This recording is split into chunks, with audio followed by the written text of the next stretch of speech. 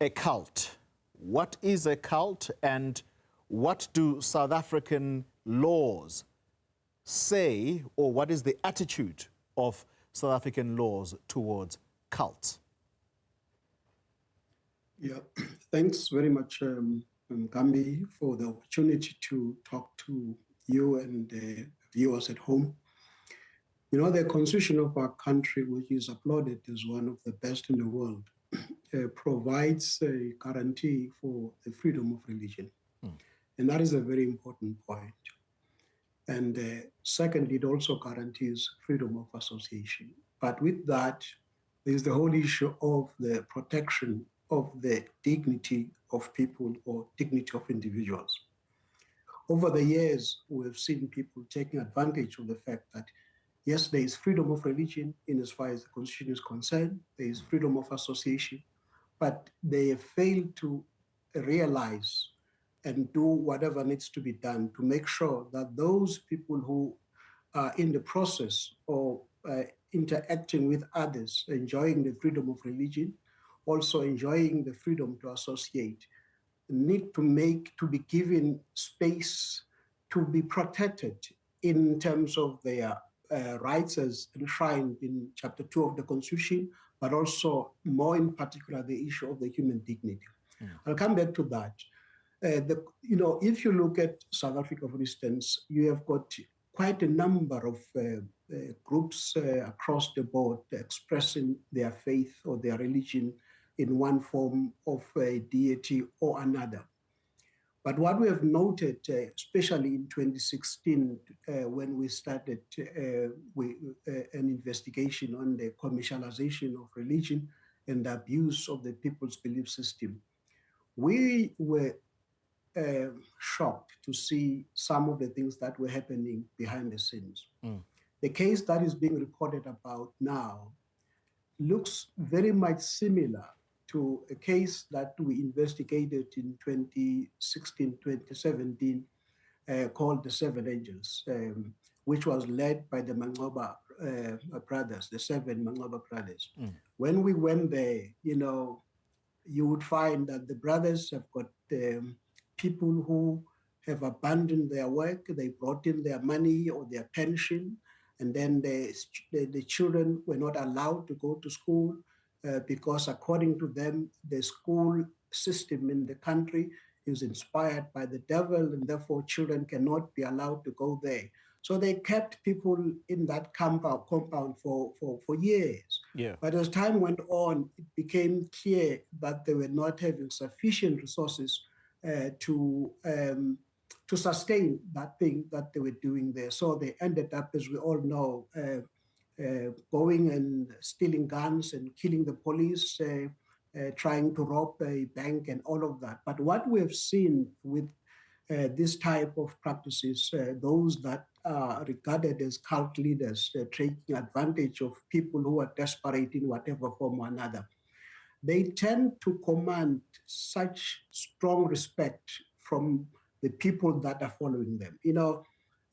Again, let me just go back to indicate that as part of the study that we did, we also had a session here at the CRL where we brought in psychologists, we brought in a sociologist, we brought in those that were doing science of religion, just to look at the psyche of the nation. What is it that make people to want to go and follow certain leaders, certain orientation, even though it looks very suspicious?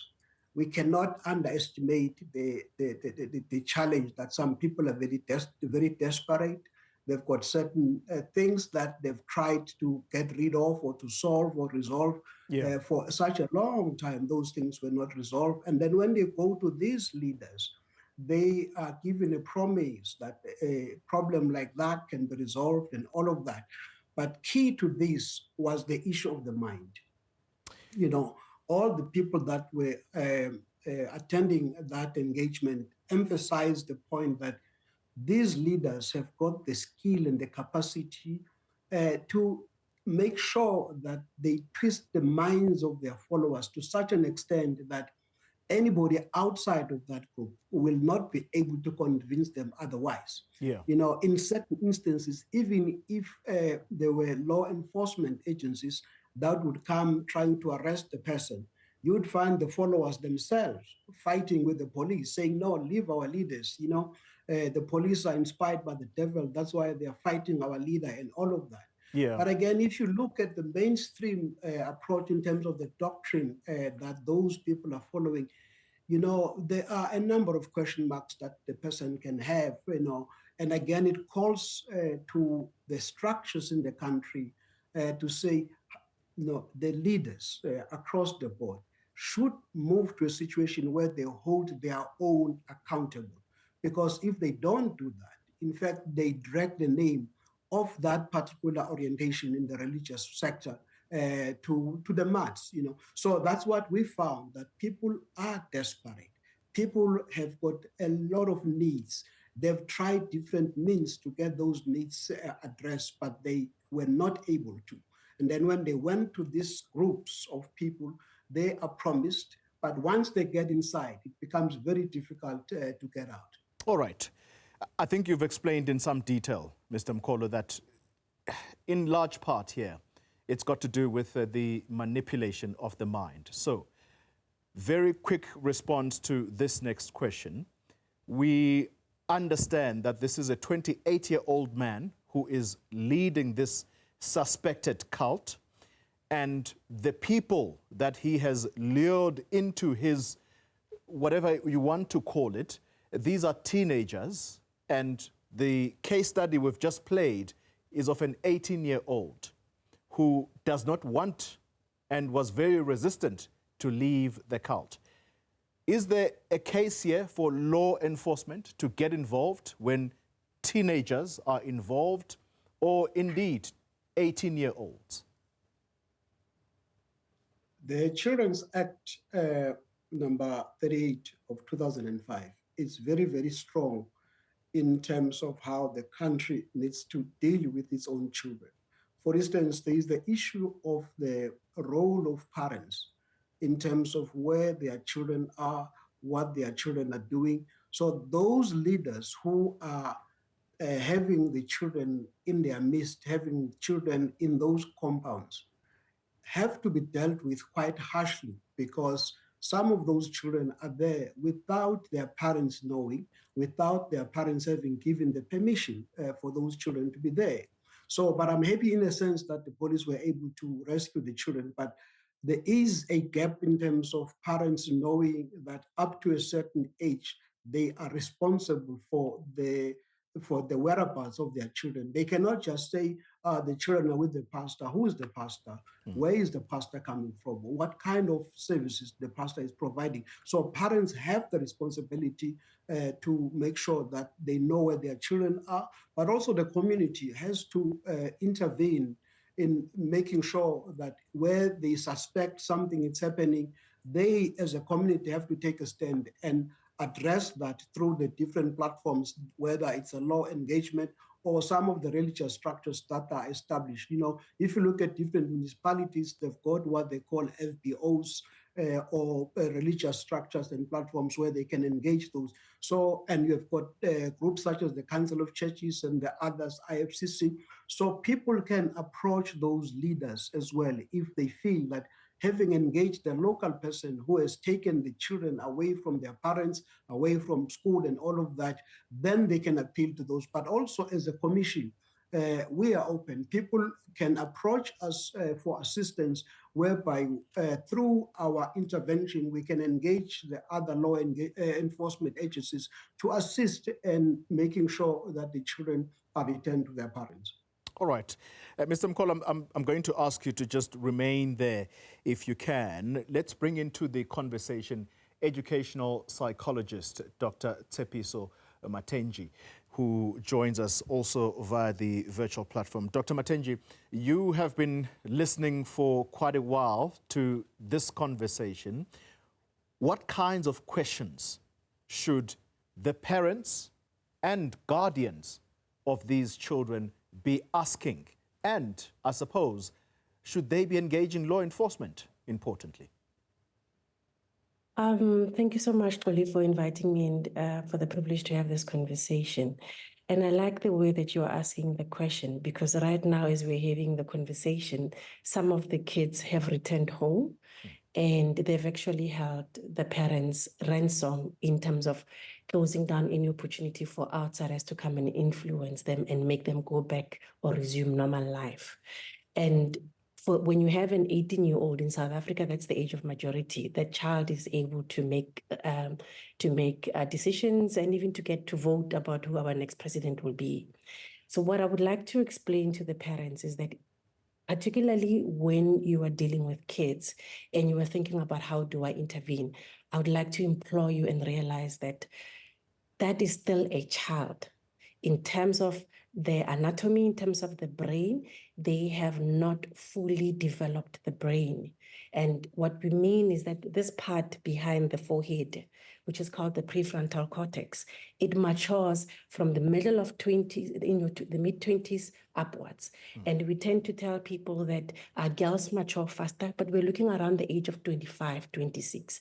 So even if your son or your sister or your brother might be 18, that is still a child. What it means is that they do not have the capacity right now, the cognitive capacity, let's say the intelligence, to understand the far-reaching consequences of what they're doing and how belonging to this group, even though it makes them feel safe, it gives them a sense of belonging. It has given them structure, which may not be at home.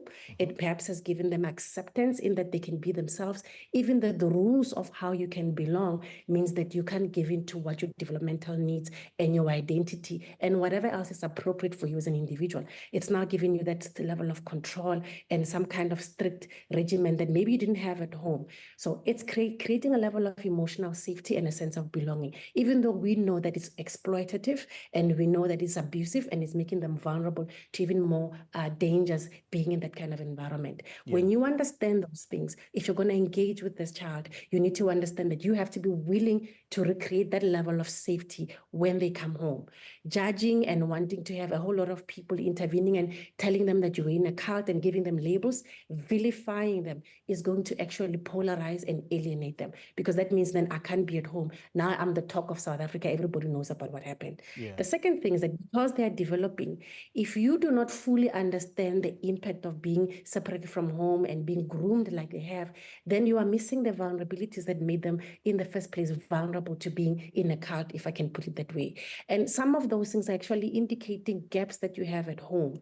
So as families, as sisters, as uncles, as caregivers in the community, we're going to have to bring up the issue of we need capacity, we need resources, we need to do better, because whatever it is that created vulnerability for these kids to be attracted into these cults, then we need to look at where we close those gaps.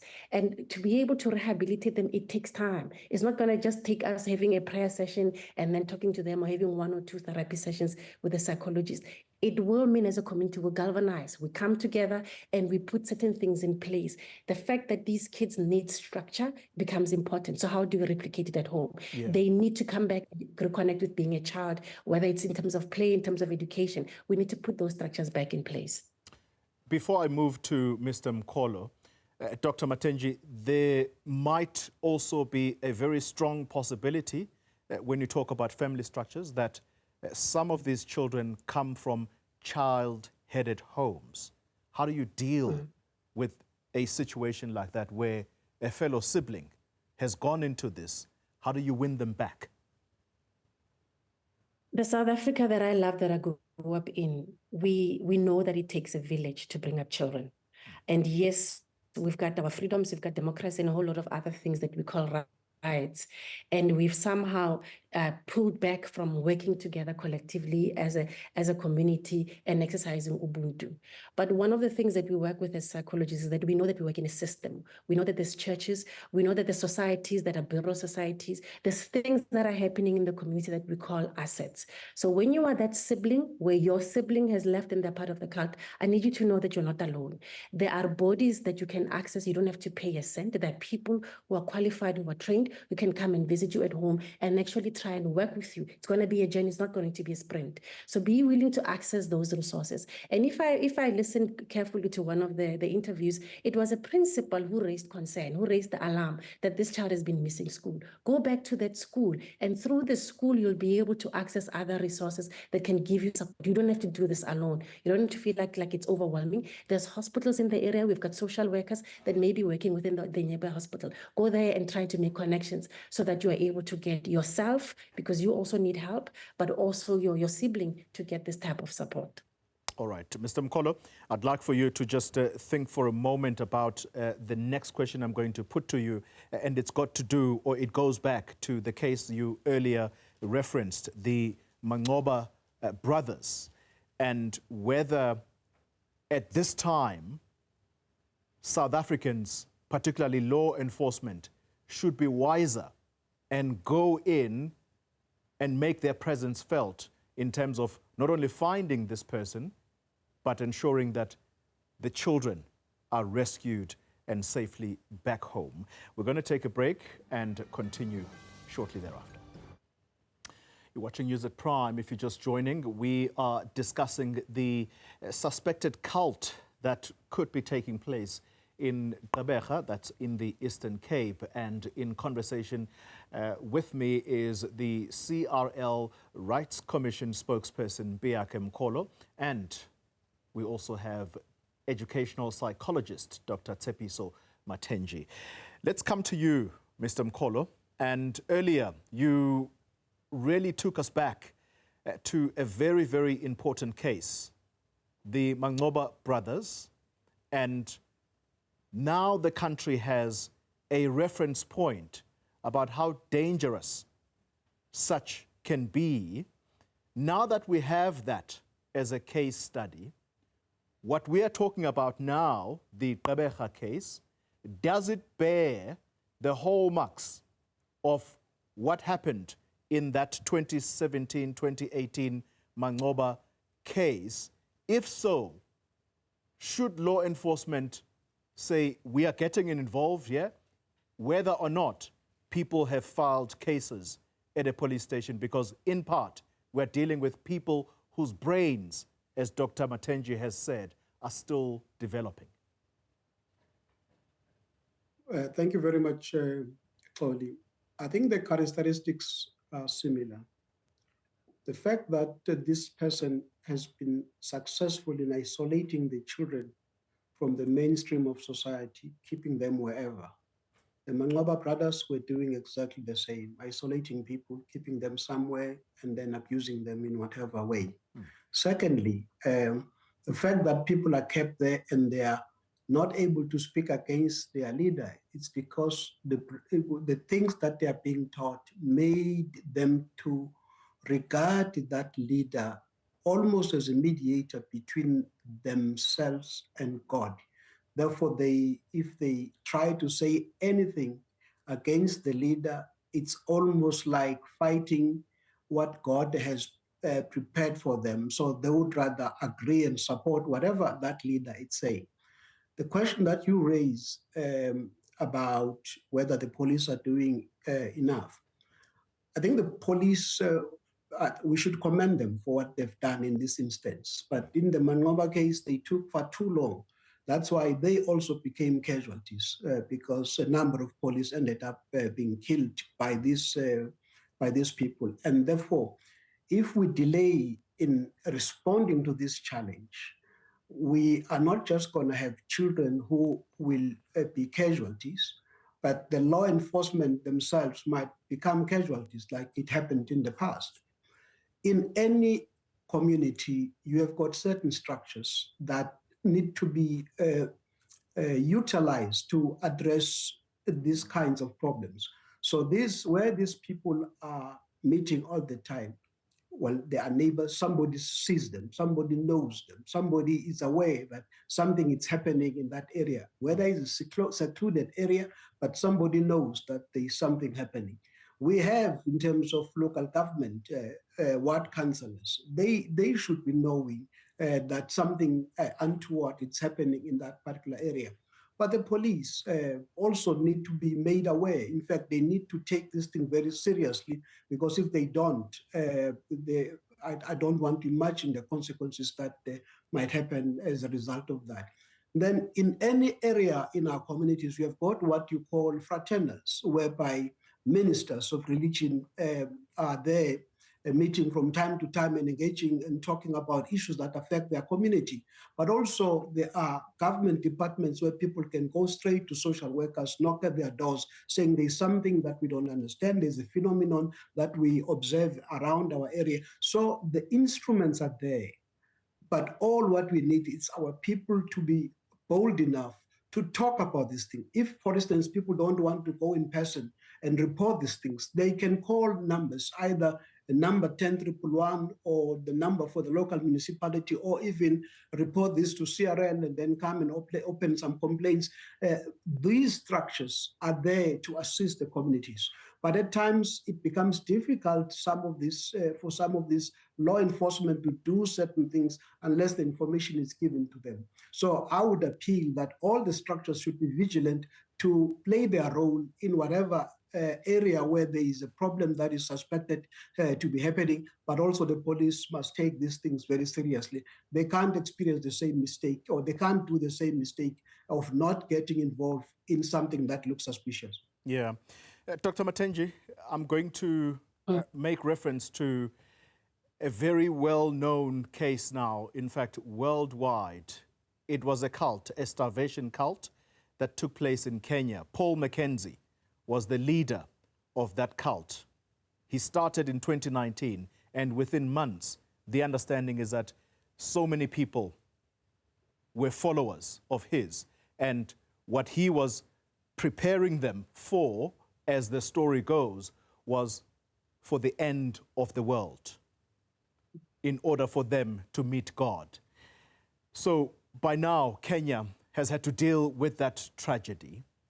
I'd like to ask you the question, because Mr. Mkholo pointed out that some people are in desperate need of help. We don't know what convinces people to start believing in such things. But what needs to be done to educate society about the dangers of cults, about the dangers of people who lure people, promising them heaven and earth? The vulnerability is really at the core of who we are as people, that we are social beings. We all want to belong. We want to be loved. We want attention. We want to be seen. And then we want to be validated and told that we matter. And that's one thing when you are growing up in a disenfranchised community, when you don't have that kind of feedback being given to you that you do matter, you are seen, the fact that you are hungry, you are cold, you're struggling with maths, no one likes you, you're bullying, whatever the issue might be, you need someone to say, I see you and I'm here for you and I'm able to help. And when we recognize that it could happen to you, it could happen to somebody in your family, and you see it in what creates vulnerabilities as well, with kids who are resorting to drugs and resorting to gangsterism. We're talking about the same thing. The people, we all have a need to feel seen, to feel loved, to feel attachment, and to get that attention and that affirmation. And even when we are talking about reintroducing or getting these kids or these people to come back into the community, that is what is actually required of us as a society to be able to do with them, not to vilify them, not to label them, and not to shame them. Because what happens is that they will come back with that sense of a break in terms of the sense of self, the sense of identity. Because remember, if you're in a cult, you are objectified. Whoever you are and whatever needs you have is subjugated to what the leader says you must do. And if you speak against it or you go for what you want and desire, you're going against the rule of the leader and God, and you'll get severe punishment. So there's a lot of shaming, there's a lot of fear, there's a lot of intimidation. And you want to be able to create an environment where the person is able to get the sense back of who they are, that they do matter, they are seen. But that also might mean that whatever emotion emotions, whatever challenges that they're having, it will be safe for them to express them. Because remember, in the cult, they're not going to. But when they were reintroducing them back into society, we don't necessarily have structures that are able to make people feel that even as you are, as imperfect as you are loved, cared for, and seen, and you belong, right? And where we miss as society is that the way that we are doing life, it's creating these pockets and these vulnerabilities, and everybody goes through them. We see every year the suicide rates going high, so we are seeing about the same manifestation of problems, just that it's coming up and it's showing up at different symptoms, but it's all at the core of the same thing. There's a rehabilitation that needs to happen so that allows us to be much more humane in the way that we do things, and that we are more sensitized about the way that we do things, and we work more collaboratively with each other. But I think I also want to highlight the fact that part of what we are saying is that when we are helping people who've been victimized in this way, there's a lot of structure, there's a lot of support that we need to be able to offer.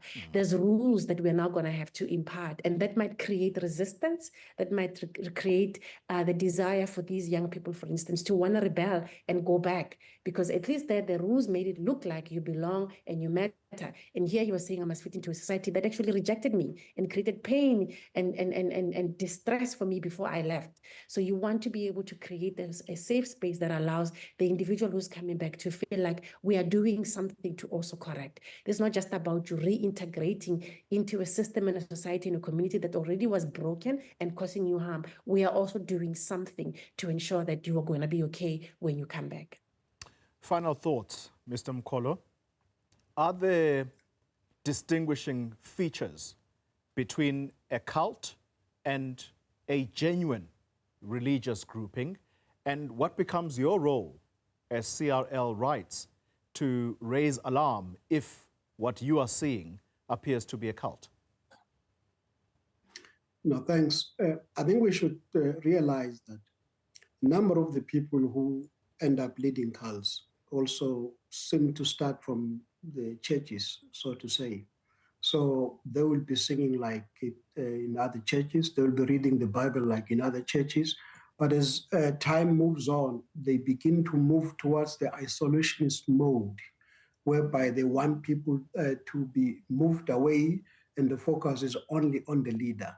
But also there is the level of dismantling of the bond between those people that are following the leader with their families, so that the ultimate person who can speak with authority on the matters that affect that person or those people, it's only the leader, and the family has no role to play.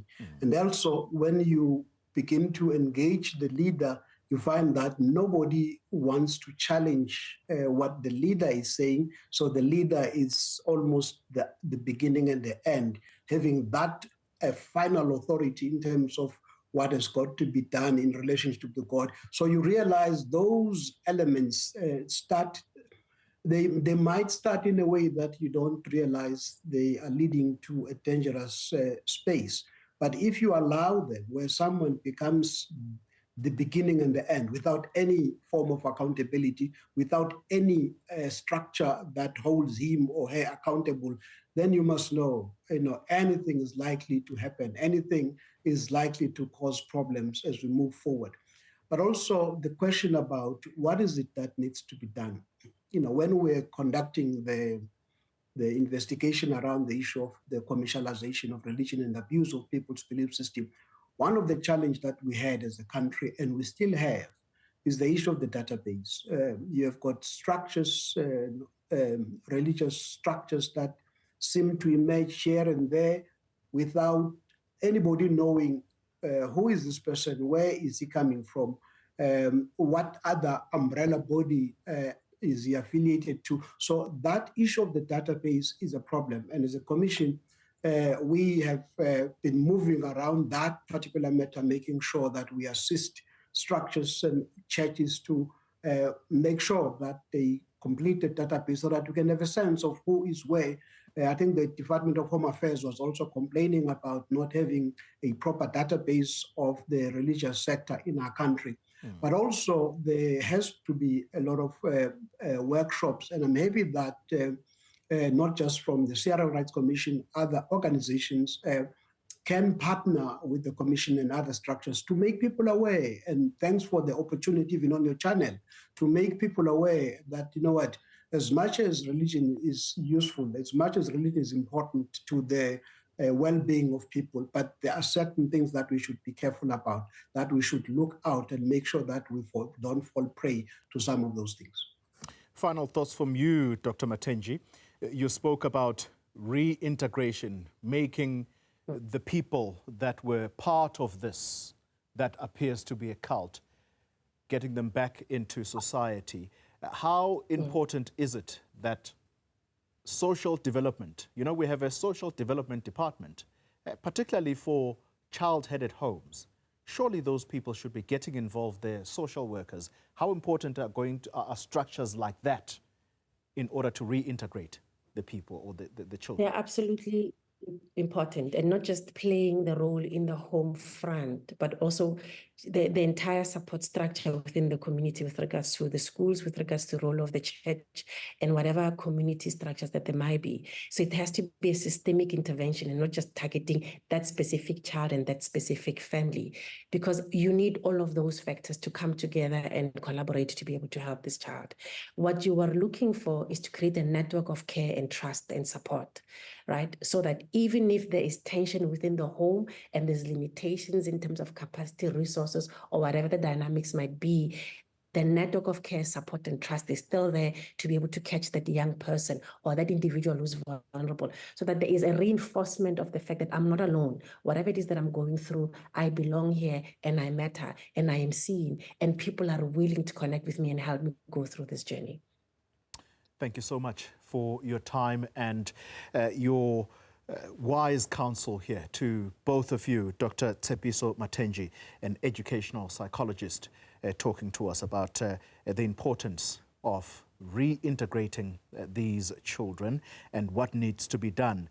Mr. Mpiyakhe Mkholo is with the CRL Rights Commission, a spokesperson there, talking and giving us background, history, as to what this country has seen before. We can all remember that case, the Mangoba brothers case, very well. Thank you both for your time and education this evening.